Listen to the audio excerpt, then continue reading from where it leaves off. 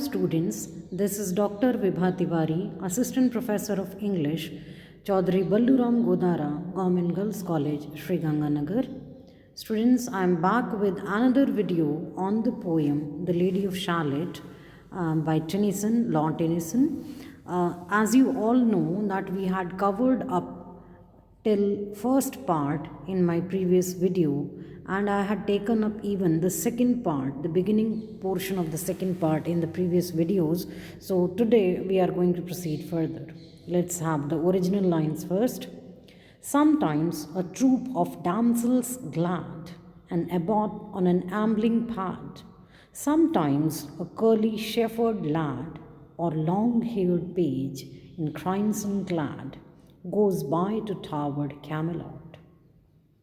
See, students, in the previous video, I had told you people that because of some sort of curse, the Lady of Shallot was not allowed to move out of the building where she was residing, and she even could not look out from the window. So, in order to just pass time and have a view of the outside world, she had a mirror hanging in her room, and the position of the mirror was such that it used to reflect whatever was happening in the city of Camelot.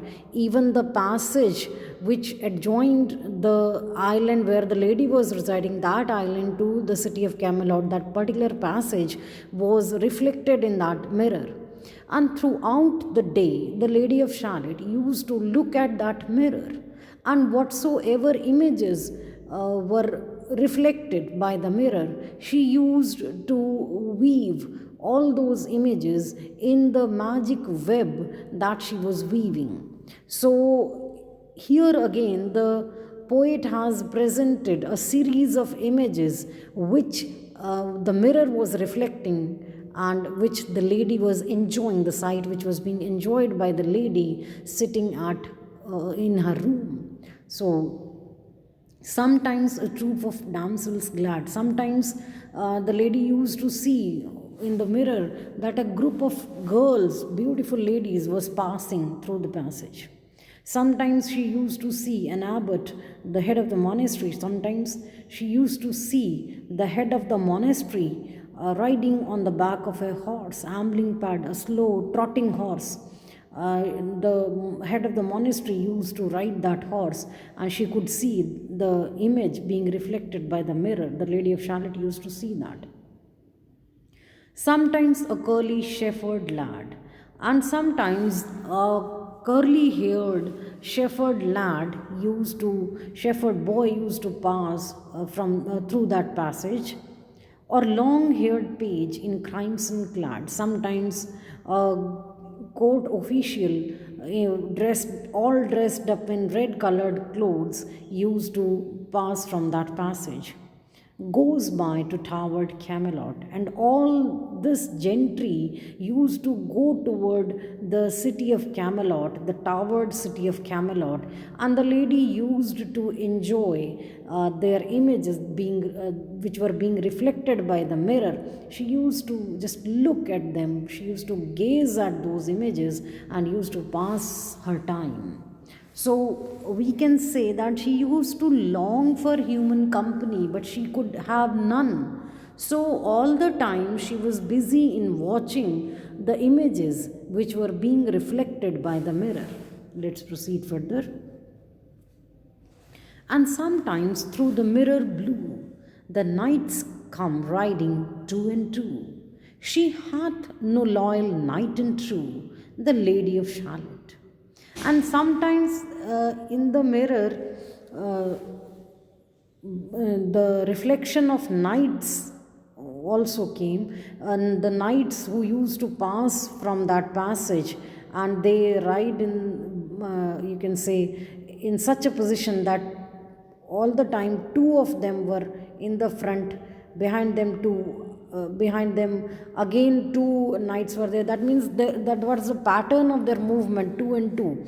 So they used to move in pairs, and that thing was being reflected by the mirror. But this thing, whenever she used to watch that thing, movement of the knights, she used to feel very lonely because there was no knight in shining armor to save her from that curse. There was no knight who could come to just give her company. No one was there for whom she could have the feeling of love and joy. There was no one to support her morally, and there was no one to give her love, because no doubts she was a damsel in distress, but there was no knight in shining armor to save her from that distress. So that's what is being pointed out by the poet here, that she hath no loyal knight in truth. There was no knight for her, the Lady of Shallot. Such was the life of Lady of Shallot. See, she had none, no human company, and she longed for love. This particular, the last part of this particular, you can say, paragraph suggests that she longed for someone with whom she could share her love and affection and could get love and affection in return. But it was her misfortune that she had none. Let's proceed further. But in her web, she still delights to weave the mirror's magic sights. But as we know that we humans have a tendency, when we are utterly dejected, when we are very depressed, even then we strive hard to find a source on which we could rely, and we could just go on with our struggle of survival. So, here also, the images which were reflected in the mirror, she used to weave that in her web, and that weaving the web gave her courage enough to survive. So she says, but in her web she still delights. She used to feel happy while weaving that web, because that was the only thing that gave her mind, you can say, mental peace, that gave her a diversion from her dejected state. So, but in her web, she still delights to weave the mirror's magic sights. So, that thing gave her delight. She was happy while weaving, and she used to weave whatever she used to see in the mirror, whatever was being reflected by the mirror. And I told you earlier that the mirror used to reflect the happenings of the city of Camelot, the gentry that used to pass through the passage which used to connect the island to the city of Camelot. So she used to enjoy those sights, and she used to weave those sights in her web. For often through the silent nights, a funeral with plumes and lights. And as I told you earlier, that she did not get a moment's respite. All the time her mind was active, or we can say that all the time she used to gaze at the mirror. So very often at the time of night, she used to see a funeral procession, and the funeral procession was all people, whosoever took part in those processions, they used to wear whatever appropriate clothes were there for that procession. Sometimes she used to have the funeral processions, and sometimes the marriage processions she used to watch. So sometimes through the nights when the night was silent, obviously that gloomy sight of funeral made even the surroundings gloomy. So she used to feel that.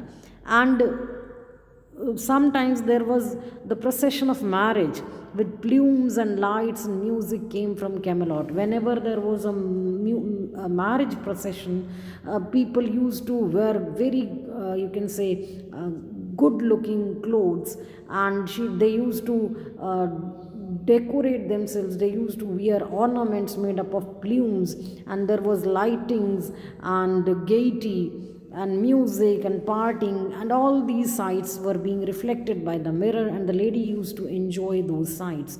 So all through this particular portion, one thing is common, that the lady was very much attached to the images which were being reflected by the mirror, and she continuously used to watch those images and enjoy them.